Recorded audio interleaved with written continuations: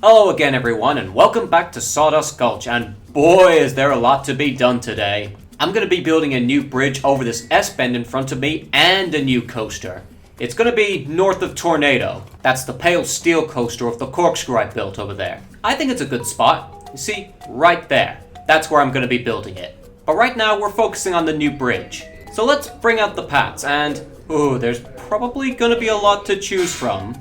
Oh yeah, I can see that already. Let's see, Pebbles, I think that's the one I'm normally using at the moment. I'm pretty sure I use other path types for bridges, like, planks and stuff. I'll bring out one of the inclines, just so I can, plan out the design of this bridge. If you haven't figured it out by now, I don't remember how to do anything in this park. Those are the side effects of leaving a park to rot for 3 months. And what the hell am I doing over there? I'm supposed to be building over the S-bend, damn it. Well, at least building is easy enough. I'm gonna use a different type. Let's see what that... Oh, stairs! Yeah, I'm definitely using those. In fact, maybe I'll replace the pieces on the old bridges, if I think about it. But we're building this bridge right now. Yeah, that's looking better than my old bridges already. And it's gonna look even better with its unique design, going over an S-bend instead of a straight line. I reckon this is gonna be a fun build for its size. You know what I was thinking? Maybe I would make the boardwalk a loop so you can see down into the track. I think that would be pretty fancy. Oh, I think this is gonna be great when it's done. I like it when things stand out in Roller Coaster Tycoon 2, so I reckon this is gonna be the same. Alright, I'm pretty happy with this layout, so all I need to do now is just link the other side. Alright then, oh, no, that's not what I want. Legacy. Oh, there we go, that's what I want. The pieces without the rims. Those are the ones I'm used to anyway. So, let's put in the old pieces now, legacy pieces. There we go. Alright, linking the two ends together now. Whoops. There we go, it's done. Or the layout at least, still gotta put in the scenery, which is the interesting part. I'm gonna make a brick house like the building for the Fireball ride. Name's still pending, by the way. Alright, here we go.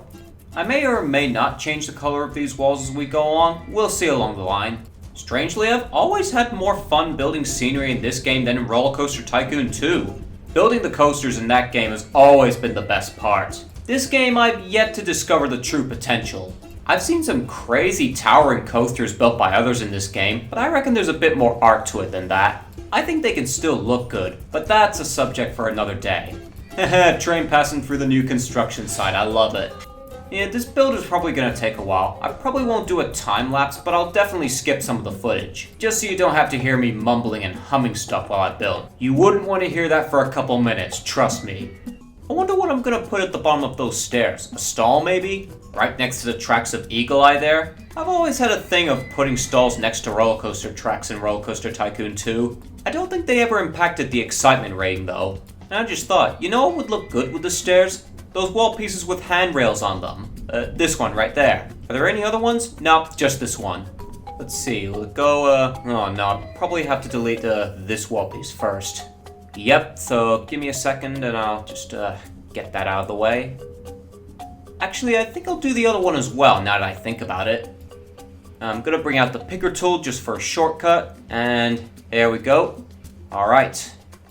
And in it goes. Alright, that's looking pretty good already. Of course I need to paint it, but yeah, I like it. I like how it looks. It's always cool to try out new pieces, especially if you use them well, which I think I have. Alright, let's apply the cone. That's the picker tool. I should be using the painter. Yep, there we go. Oh, they've got multiple pieces. That's interesting. Never seen that before in this game, not in memory at least. Alright then, let's continue bringing up the walls. It's starting to really look like something now.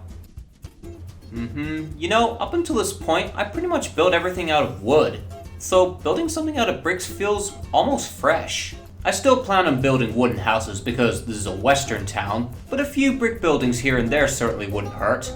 And there we go. This building could use some windows. We wouldn't want this build to be just a bunch of wooden bricks with a couple of steel bars now, wouldn't we? Obviously, if we're gonna add windows, we need a way in. So I'll put in a door about here, up front. or back, depending on how you look at it. I probably won't color it right now, but maybe later I will, when I'm not recording, like when I put in all the restrooms. Yeah, now it's starting to look like a tunnel. I'll do the other side and I'll start building the walls for the paths. Okay then, I think I'll use the battlements for the walls, or whatever they are. Kinda like what I did with the open train station. Of course I could just use the walls with the rails because they match the ones I use for the staircases, but I don't know, I just like using the battlements. I guess they remind me of how much I love using the castle themed scenery in RCT 2. Before I paint them, I'm gonna add ceilings to the passageways. And by ceilings, I mean a concrete roof, because ceilings wouldn't fit with collisions enabled. Yeah, I still need to get that game pass. Okay, now that we're onto the roofs, I might as well put in some roof trims. Because now that I think about it, they're kind of necessary for making roofs look good in this game. A detail I should probably get to and fix with the fireball ride. And everything's clipping through the battlements. I still don't regret not using the rails. Well, it's a good thing that paths agree more with roof trims than rides do. You know what, on second thought, maybe I'll do this 2-side instead of 4. Oh well, I've done 4 sides before, like Buzzsaw's Q building, which we were just looking at a second ago. I mean, usually I'm all for 4-sided buildings, but in this case I think 2 sides might look better. So it's probably just me, really. Alright, that's good enough, let's put them in. I will say this, I much prefer the roofs in Roller Coaster Tycoon because they come with both the inclines and the walls. So there's a bit less work involved. But I do like the roof trims, that is a small one up. And that is the roofs done. Alright, we're almost finished. Just need to put in the sides of the roof and paint the battlements and it's pretty much done. As soon as I scroll down to the walls, that is. Oh well, this is faster. And... come on. There, finally. Let's put them in. Making roofs in this game is a bit annoying, but they make up for it for their customizing, and that's not the right way. Hello, R button. But yeah, these are more customizable if you put in the hard work. Is customizable a real word? I'm not sure. And they are done. Wonderful. So I just had a weird idea. Since I'm unable to use the roof trims on this side, I figured I might use a pole here instead. I'll probably color it differently from the walls because it'll be completely indistinguishable otherwise. Duh. I suppose it'll make up for the lack of trims on the side of the roof. Maybe. Well, all that's left now is the painting, so I'll probably just cut to the end since there's nothing really interesting about painting parts in this game. Alright, the new building is done. Finally. That's probably the last time I'm gonna be building something big like that out of a time lapse because commentating over a big build like that is hard. Your brain kinda gets exhausted. So thank God it's all done. Every big build after that is gonna be a time lapse. By the way, if you're wondering what I'm doing with the menu down there, I'm thinking of building fences for the railway track there leading into the building. In fact, yeah, I think this will do. So yeah, expect a lot more time lapses as the series goes on. It's kind of like TAFE in a way, you know? Less talking, more doing. Don't worry, I'll still commentate over certain bits. It's just that I'm not good with commentary for long periods of time. Oh, there goes the train over the bridge, right under Whirlwind's tracks and into the new building. Speaking of which, let's make that new coaster. I've said it already, but I think this spot right here next to Tornado is pretty good. With the diving coaster, you can make some pretty compact designs in Roller Coaster Tycoon 2, but here I'm not so sure. As far as I've seen, it's kinda hard to make a good compact coaster in this game.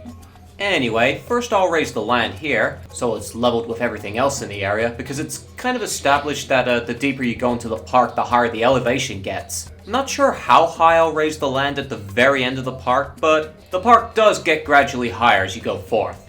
The highest point will probably be where I put the station for the really big coaster I've been planning to make, which I'm looking forward to, by the way. But right now we gotta check this off the list.